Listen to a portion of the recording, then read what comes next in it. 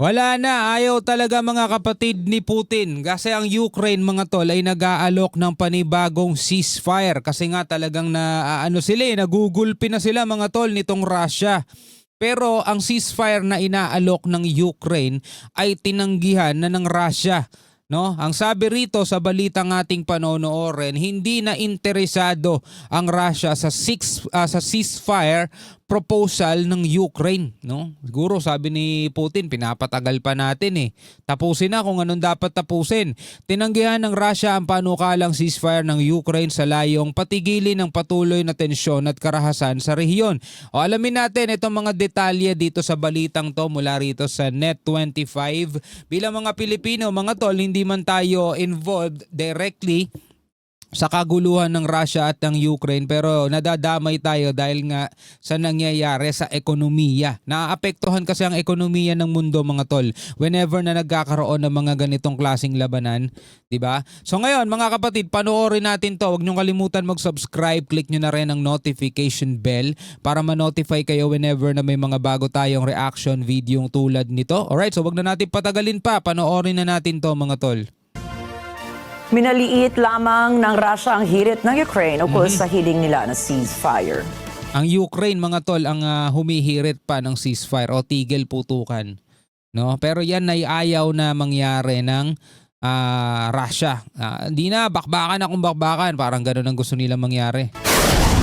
Сначала предстоит There's a lot of work to be done. много And Dmitry Peskov, Kremlin spokesman. So napakarami pa daw na kailangan tapusin проработать before we can talk about possibility перед тем, как уже в предметном плане говорить о возможности of каких-то some встреч high-end на top-level meetings. высоком и выше. Ну, давайте говорить Let us прямо speak тему frankly.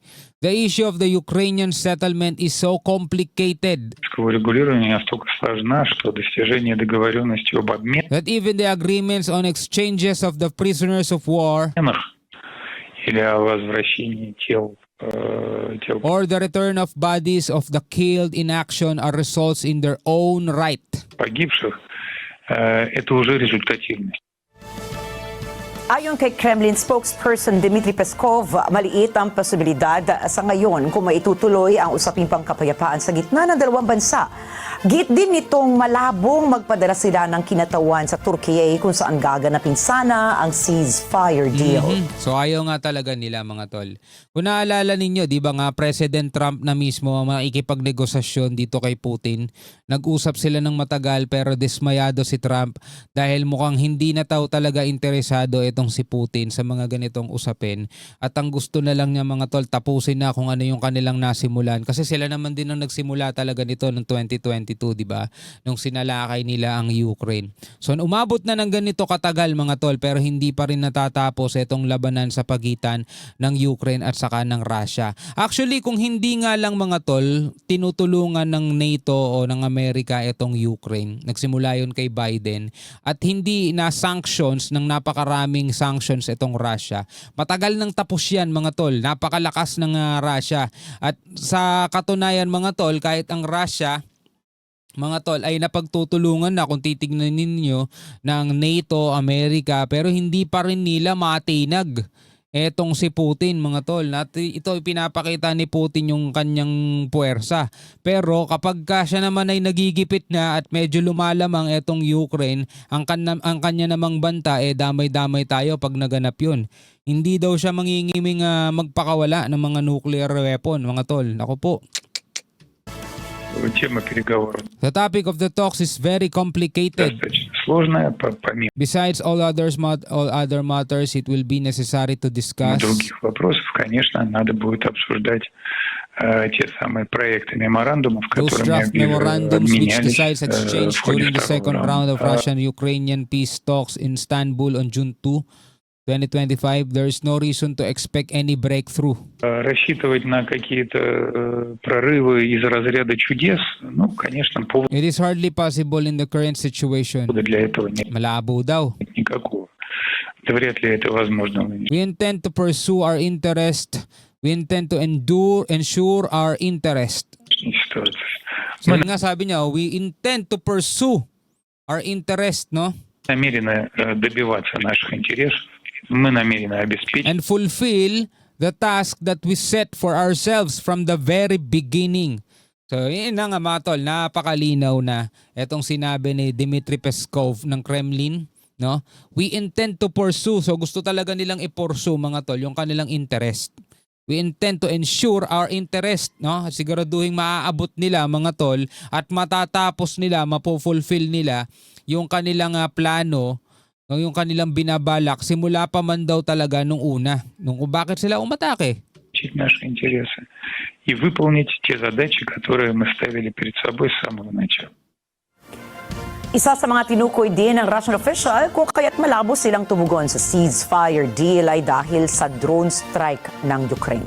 Hanggang hindi tumutugon anya ang Ukraine sa kondisyon na nais ng Russia ay hindi sila umano makikipag-usap.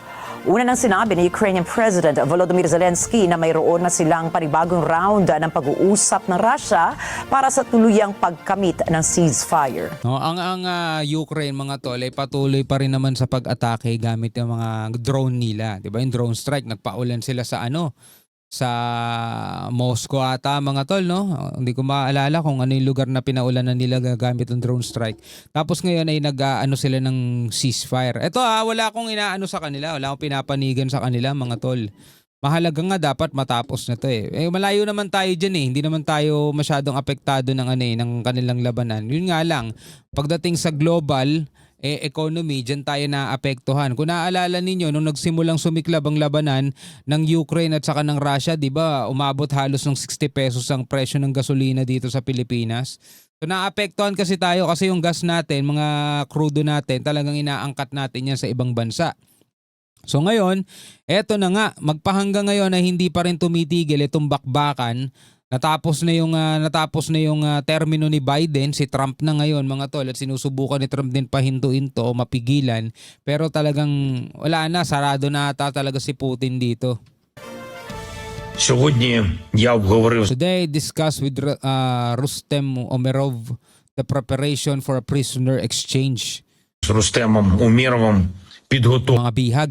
обміну та ще And another meeting with the Russian side in Turkey. однієї зустрічі в Туреччині з російською стороною.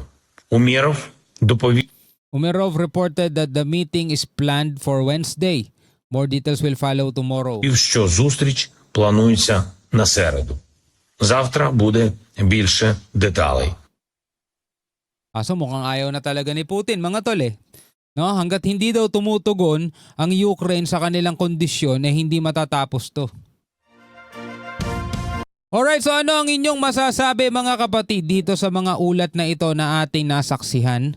No, mukhang walang katapusang labanan mga tol, no? Ang nangyayari ngayon dito sa ating daigdig at sinundan pa ngayon ng panibagong labanan sa pagitan ng Thailand at saka ng Cambodia. No, hay nako po. Anyway, kung anong masasabi mo rito, i-comment mo na lamang sa ibaba. Hanggang sa muli, ako nga pala si Shobal D. Peace out.